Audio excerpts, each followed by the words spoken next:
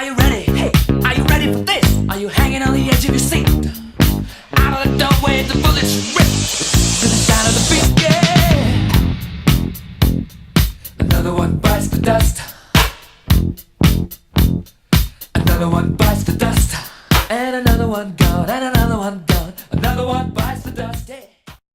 Hello and welcome to this week's edition of the Hooligan Report. I'm your host as always, SM, and joining me this week I have the ever lovely Cooksen. Welcome all. And joining us for the first time we have WorldCup2022OZ. Good evening. Let's jump right into it, lads.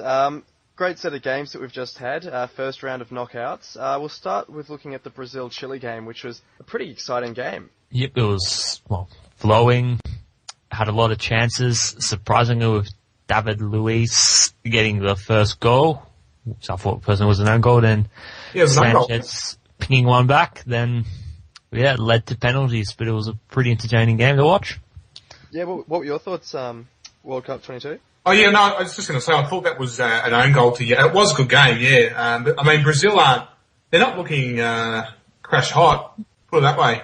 Yeah, I mean, I haven't been too impressed by them from their first game against Croatia. They just haven't really struck me as, a bit like Argentina, I suppose. They haven't really hit their stride. And I really backed Chile to get away with the result in this. And they were quite unlucky late on not to get away with the win before the penalties. Well, yeah, they hit the bar right at the end there. Is Neymar injured? Is that right? Or is he going to play? No, he's fit. Apparently he's fit, is he? Okay. Yeah, well, there's a few players actually who've pulled up a bit sore. I think there was the news today that Nigel de Jong has pulled out he's injured for the remainder of the tournament for the Netherlands. So, oh, really? Yeah, I think there's a bit of fallout from this round of games, which could have some ramifications later on in the tournament. Well, it's the heat. It's the heat as well, so... Well, exactly. I mean, they're bringing in the drink breaks. What do you guys think of those? Do you think they've been successful in sort of... I mean, as you're saying, the heat's going to have led to a couple of these injuries, but, I mean, it reminds me of... Because, I mean, they obviously do it in Australia with the A-League, when they have the drink breaks there because of their heat, but it's good to see it, I guess, being implemented in such a big tournament. Yeah. It's pretty much just like quarter time, really. Yeah, standard footy games. Just... It seems very odd doing it. It's like it flows, then it's suddenly bang, it stops. Yeah. Well, that's right. Yeah, you're exactly right there. I think they only got themselves to blame though, because they could have played more games at night, but they want to sort of pander to the European television market. That's why all the games have been played in the middle of the day during the heat. I think it was Van Gaal who came out and actually said they'd use the drink breaks to their advantage to sort of, I guess, update their tactics and shift the game style and stuff. So, I mean, it's good to see the managers, I guess, taking advantage of it, but it's a bit odd to see, I suppose. I mean, it's a bit strange to see on the world stage, I guess. Yeah. Yeah, you got to have it when it's 35 degrees, unfortunately. Yeah, well, exactly. I guess the other game from that day's set of matches was the Colombia-Uruguay game, which we'll move on to, and I mean... James. Obvious highlight, yeah, James Hernandez with that.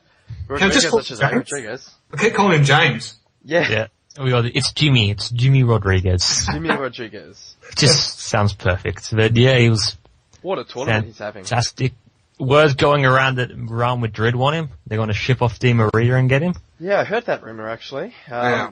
It's that kind of classic tale of player performs well at World Cup and big clubs go after him, and player not necessarily lives up to the expectation. That's right. You don't buy players just off a World Cup. That hasn't worked in the past generally, and yeah, but this is Real Madrid we're talking about, so they buy anyone and everyone, I guess. Because he's 23 years old, I suppose. He's at that age where, I mean, even if he's not a success straight away, he's got time on his side. Yeah. Develop, yeah. But I guess it's quite interesting. I mean, I only recently learnt that he was playing in Monaco. I was quite surprised to hear that because, Monaco, they've got the money, but they don't really have the prestige going with them. Well, I think the reason why he's at Monaco, same reason why Falcao's at Monaco, is the third parties want to cash in. But yeah. That's an issue with football. We've got third party ownership. I'm sure we all agree there. Yeah. It's quite interesting, yeah. It was a good game to watch, very entertaining. Colombia's been pretty entertaining so far, and I think who would they be facing next? They got Brazil, which I probably would back Colombia against them because Brazil just look... I agree. I think it's going to be a high-scoring game, and Colombia might get over the top. I mean, apart from Neymar and Oscar, it's just... And even Oscar wasn't that great against Chile. Yeah. And just tactically, I mean, Willian on the bench in this is stupidity. Well, yeah, I mean, Colombia is striking me as, I mean, I think going into the tournament they were talked about as the dark horse, and they're really impressing me. I mean, I hadn't obviously heard of many of their players going in, and I remember on the first podcast sitting there talking about who would top their group, and I think Prosecutor had completely written them off for even getting through, but they've really impressed this tournament, and yeah, they're just, I would back them against Brazil. I think so, yeah. I mean, last time they came in, 20 years ago, they were heavily backed to do well, and they failed, but this time around they've been great, even without Falcao.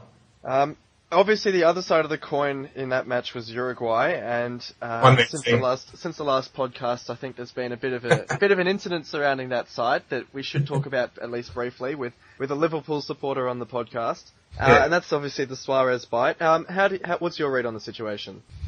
Oh, it's disgraceful, and the way that the Uruguayan FA have been going on about it, it's ridiculous, and it shows that they're a one-man team as well. They just didn't like scoring without him, pretty much.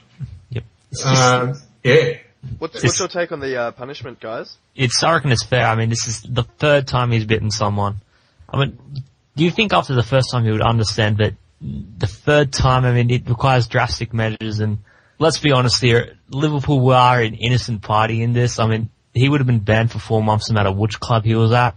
It's just, like, if I was a Liverpool supporter, I'd be feeling pissed at Suarez going, mate, it's the third time. I mean, lift your game, son. It's just ridiculous, and yeah, it probably is fair enough.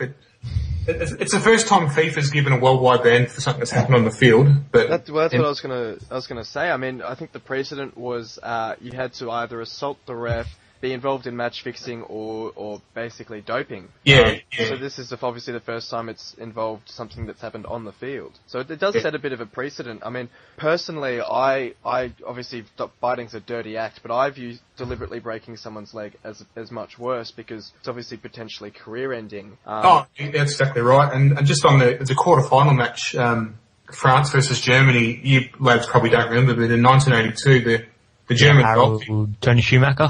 Yeah. He put the guy in a coma pretty much for 3 months, and he got nothing. It's a fair hip and shoulder, that. To the head. Yeah. Well, that's my question. Is this sort of sets the precedent now? I mean, where do they draw the line when there's those sorts of extreme acts of violence on the field? Will they now look to impose stronger penalties? Well, that's the problem. Yeah. Well, we just hope that other countries don't ask for punishments or whatnot, or other clubs say, well, this guy has been banned from international level. When I know a French player got 10 matches for one really bad tackle that broke his opponent's leg, so... That's fair enough, yeah.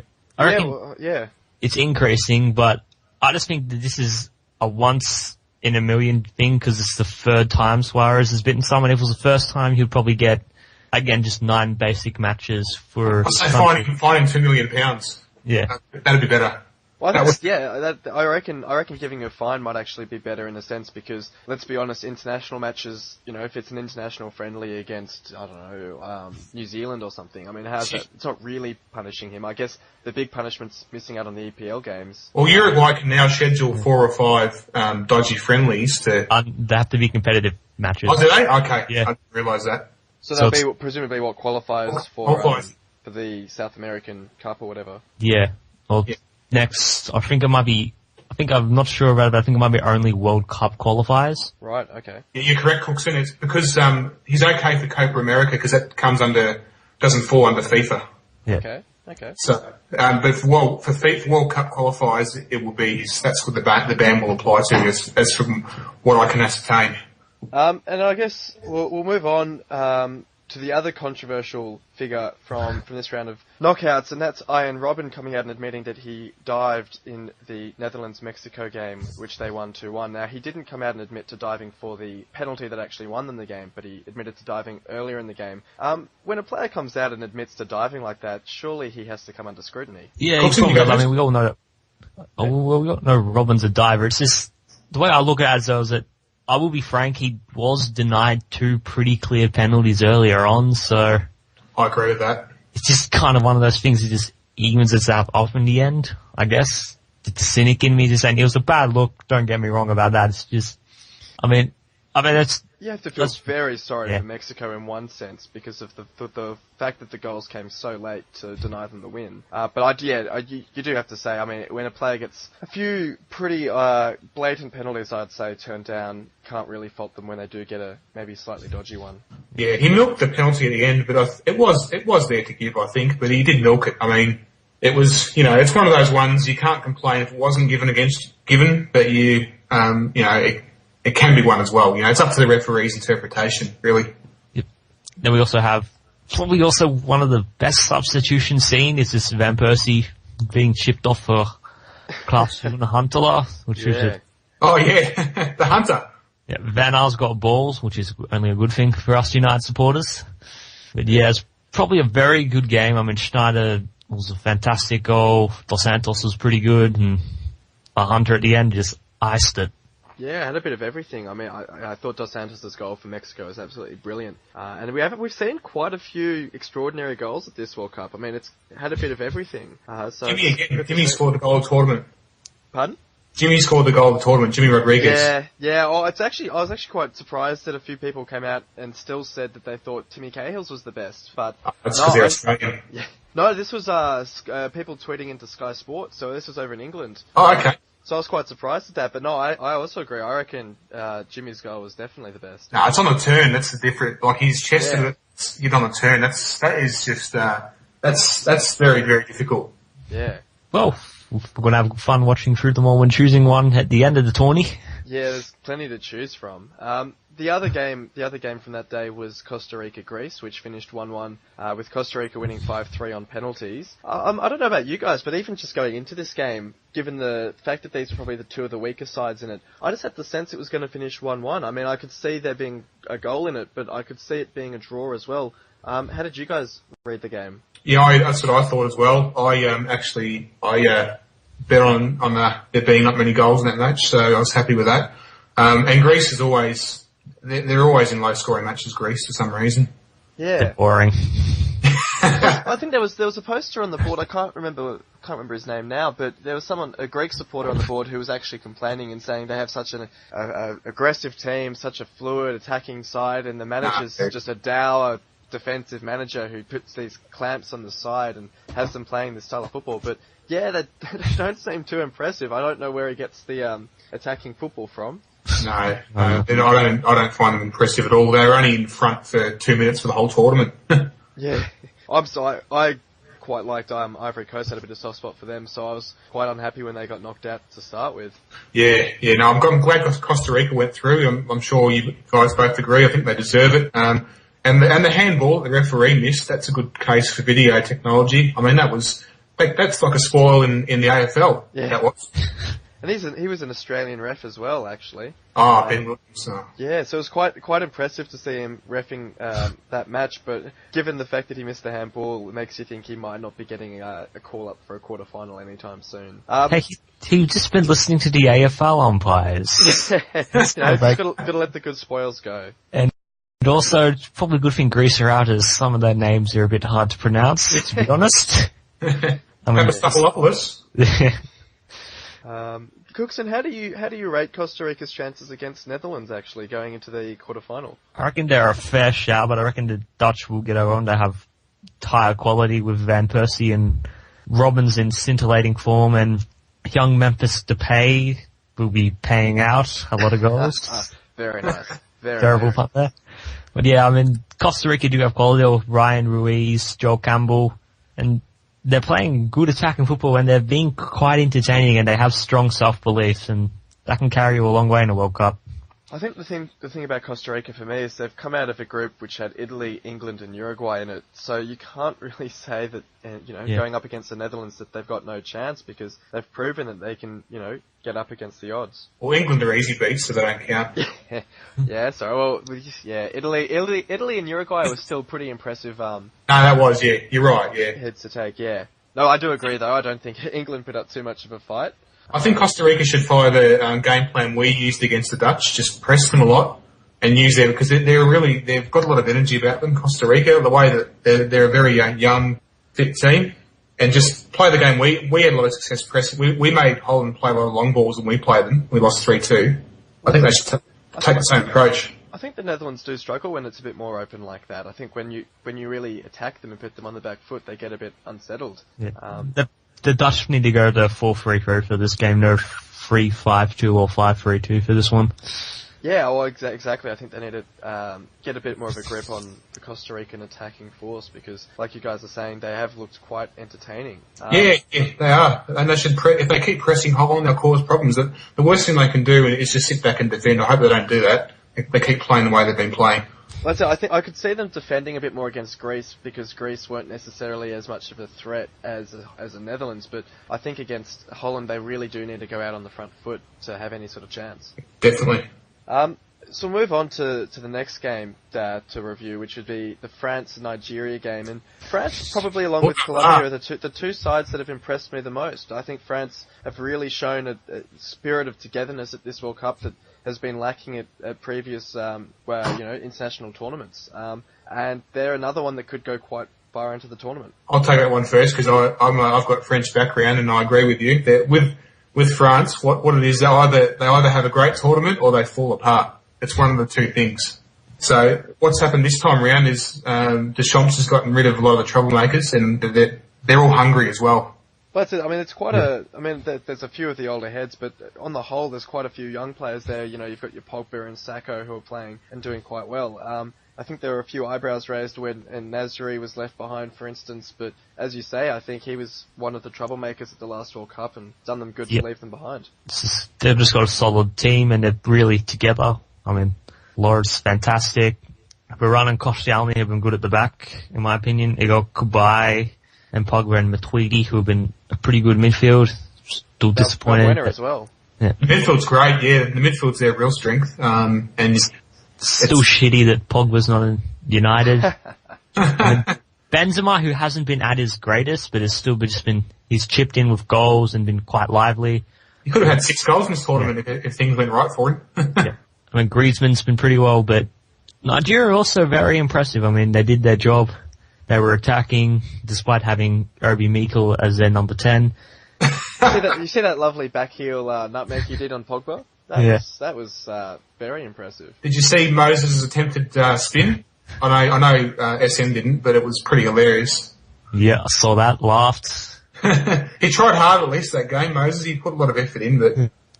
I've been impressed by Nigeria. I think they've actually, amongst the especially the keeper. Yeah, well, exactly. I mean, they've had quite a few impressive players. I mean, the Nigerian keepers, he did stand up last World Cup against Argentina, I believe, where Messi was going to score 5 in that game, but he just denied him time and time again. So, Iamana's a pretty good player, I'd say. Well, he was at fault for the first goal, but he did save them many times. I mean, he saved them 2 or 3 times over already. I mean, if you keep letting teams attack you, you're going to concede a goal eventually. But just on the topic of keepers, I saw a really good stat, which was that there's 69% of shots have been saved at this World Cup, and with Tim Howard's performance this morning, where I think he made 16 saves, which is an individual record at a World Cup match, keepers have definitely played a large part at this tournament. You've seen the Mexican keeper Ochoa play an outstanding game against Brazil, and as you're saying, the Nigerian keeper against France, and there's just been a few very impressive individual performances. Yep, and speaking of goalkeepers, we should probably move on to Germany versus Algeria. Indeed. Or a sweep.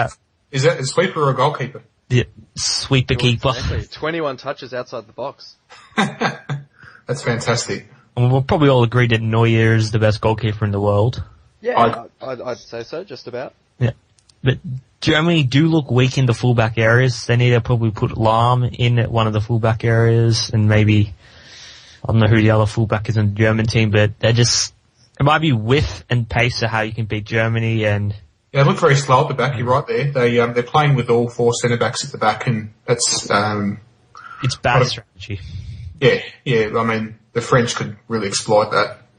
I think when you've got Per Mertesacker as one of your centre-backs, you're always going to get exploited to pace somewhat. But it was interesting. I think Algeria's definitely had a very, very impressive tournament out of nowhere, really, that took Germany to extra time at 0-0. And, I mean, obviously it was a bit hard to keep them out for 120 minutes, but credit where credit's due. They have had a pretty good tournament. And I've probably also been disappointed slightly with how Götze and Ozil have been going. I mean, they're just incompatible at a attacking midfield role. I mean, I reckon they need to drop one of them for the French game. The crazy thing is, Ozil obviously had a great start to his Arsenal career, but from about halfway through the season, into the World Cup even, he's not looked very impressive at all. He has dropped off quite a bit, and he hasn't really had a great World Cup, but he could just turn it on at any minute though. I think he's got to play for Germany more so than Götze. If I was the German manager, I'd definitely play Ozil. They need to play more German style instead of trying to be Barcelona in white. Well, speaking of Barcelona, one of their players who's had an absolutely outstanding tournament so far, and Leo Messi for Argentina, has once again single-handedly almost put his side into the quarterfinals with a little bit of help from Di Maria in their 1-0 win over Switzerland. There's been a lot said about, I mean, he can't seem to win fans over. Either people criticise Messi for not doing enough for Argentina, or he's doing too much for Argentina. I mean, is it a problem? Are they going to Messi too much? Well, you could probably argue so. I mean, they do have other quality players, but they're just not performing. So, and Messi in his attacking midfield role is just, well, he's pretty much being Diego Maradona-esque, really. Just all he needs is that classic goal. They should have taken Tevez to the tournament. He had a great season in Serie A. I don't know why they didn't take him. They should have taken Tevez, I believe. But their problem also is that they're just too top heavy with attacking players. Yeah, I think we mentioned that on an earlier podcast, is that they do have such a wide array of attacking options, but it's ridiculous. Very, very thin in defence. Yeah, it's going to cost them when they play a big team. They're playing. Who are they playing in the quarterfinal? Belgium. That's right. Yeah, Belgium. I'd back them over Belgium just because Belgium have been so unimpressive for me. But you look at Romero's performance, for instance, and he's just got the case of the butterfingers. And talking about how good the goalkeepers have been at the World Cup, he's definitely not one of them. Oh, awful. Yeah. No. Who does he play? What's his name? I don't even know who he is. Sergio Romero. I think he's the backup keeper at Monaco, I believe. Or I could be wrong with that. I'll just have a look. He plays for Sampdoria. There you go. But on loan to Monaco for 2013 onwards. Has probably played like 3 games. Well, that says it all. Yeah. I mean, it's just the way I see with Argentina is that they're playing a 4-3-3, and it's kind of flawed. They need to switch to a 4-2-3-1. Just have Mascherano and Gaga as solid defensive midfielders. Then you could exploit using the front four, say Di Maria, Messi in the middle. Lavezzi maybe on the left? Yep. And Higuain. Higuain up forward or Aguero up forward? Yeah. Aguero still out? Is he still injured? Yeah, he's injured. Yeah, so Higuain up forward. Yeah. Bit worrying how much Aguero breaks down, isn't it? He's always getting injured. Yeah, well, it's perhaps worrying signs for the Man City supporters. But At his age anyway, 26, isn't he? Yes, well, exactly. He's not particularly old. I think he's 26 or 27. So, but you'd think that's pretty much the prime of his career. Yeah. That's what I should have taken Tevez, I believe. But yeah. I mean, there's obviously issues with the manager there, I think, of Argentina that don't get on. I believe that was the case. There was some issues between Tevez and the manager, which might have led to him not being taken. But I do agree. I think Tevez would have been a good option to have for them. Well, we know he's a prick. Everyone knows that Tevez is a prick. But, I mean, he's a good prick. He knows how to play football. Exactly. We'll move on to the last match, which finished this morning, which was Belgium against the USA. We've already touched on the performance from Tim Howard and how 16 saves, absolutely outstanding from a keeper in a World Cup match. I think is a record. I felt that the USA were quite hard done by in this match. I don't know, that might just be me, but I haven't been convinced by Belgium this tournament, and I really backed the States in for the win. Yeah, I agree. They did. They were very unlucky, and I've really appreciated the way that Clinton's got them playing. I think Belgium's problem is they've got too many. Everyone thinks they're just going to be this world-beating team because they've got all these good individual players, and they're not quite coming together yet. I think they're a bit too young, to be honest. I think this World Cup's one World Cup too early for them. Yeah, you're right. Yeah, you're right there. They will come good, I think, but I don't know if they're going to.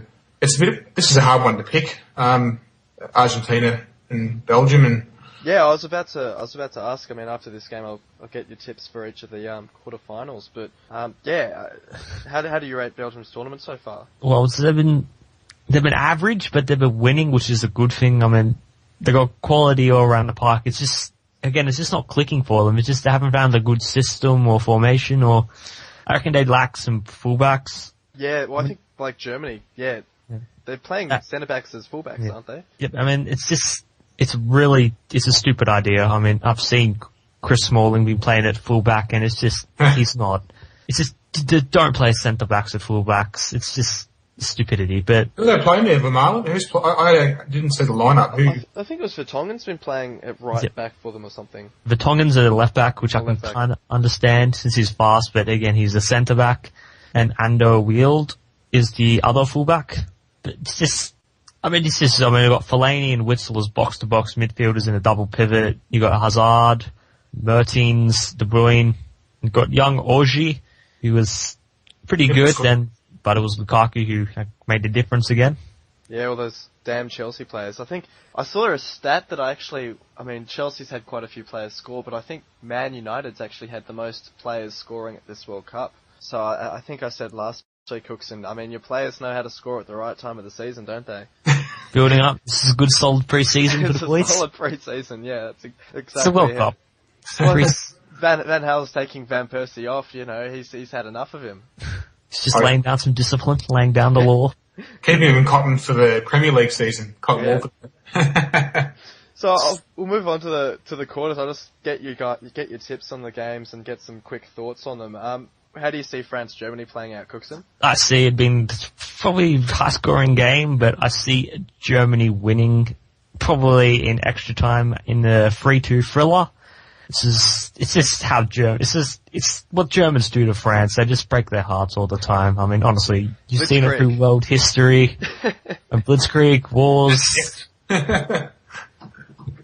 How about yourself, World Cup 22? I think I agree with Cooksen. I was going to say also, I think it'll be 2-2, at full time. And then I think it'll go to penalties, and unfortunately, usually the Germans win penalties, so. But Gary Lineker say, football's a simple game, 22 players run around the field, and in the end the Germans win. Exactly right. I was lucky enough to put some $50 on the French when they were 25-1 to win the tournament. But it's going to be tough for them to win. I will speak from hope more than anything, because I've got France in the work sweep, and say that I could see France pulling out a 2-1 or a 3-2 gritty win against the Germans. Hopefully. But I can also see where you guys are coming from. The Germans do seem to have that extra gear that lifts them in these sorts of tournaments. Yes. How about Brazil-Colombia? Brazil-Colombia, I think Colombia will win 2-1. And Cooksen? Yeah, I'd probably back that. Brazil just, you got Fred up front, who's honestly is about as useless as Suarez. Then you got just Scolari's made some quite glaring tactical errors, and I reckon Colombia have quality which will defeat Brazil. Yeah, and I'll go with Colombia as well. I think they've got quality all over the park, and they along with France have been one of my, and probably Germany, have been one of my teams of the tournament. They've just looked very, very impressive. And as the South American side, two South American sides in a row for Brazil, I reckon Colombia will get up. How about Argentina-Belgium? Argentina 1-0. It's just, Belgium's been Messi. kind of out of form, and we Messi. Now Messi wonder strike, yeah. I expect Messi from about 25 yards on the left. It's probably just a bit of dribbling, then he curls it around Courtois. Yeah. How about yourself, World Cup 22? Yeah, I think Argentina will win that as well. I think it'll be 2-1. I think they will concede. They will concede because it's Argentina. They concede. They've got an ordinary defence and an ordinary keeper, but I think Messi will get 2 goals. And I can't see Belgium getting over Argentina in this one.